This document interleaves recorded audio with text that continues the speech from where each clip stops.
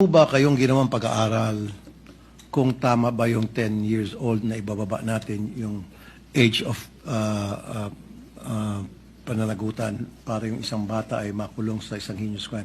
Have you conducted studies or are there or meron na bang pang pag-aaral na ginawa Opo. dito? Opo. Ngayon po, nasa oras pa rin po kami ng pagsisiyasat at pagkuha ng mga impormasyon.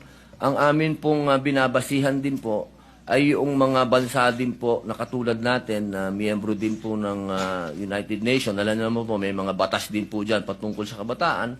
Na yung kanila pong mga bansa din, meron din po silang mga batas na ganyan. Katulad po sa Australia, sa UK, at ang iba pong mga bansa din sa ASEAN.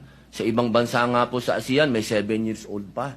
Opo, doon po sa UK, tsaka sa Australia, 10 years old po ang kanila pong ano. So, makikita po natin na doon po sa mga progresibong bansa din at sa mga kapitbahay po natin, meron na pong mga ganitong batas. Opo.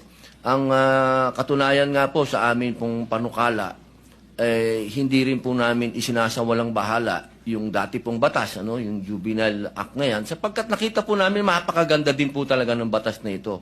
Kailangan lamang pong sumabay sa panahon.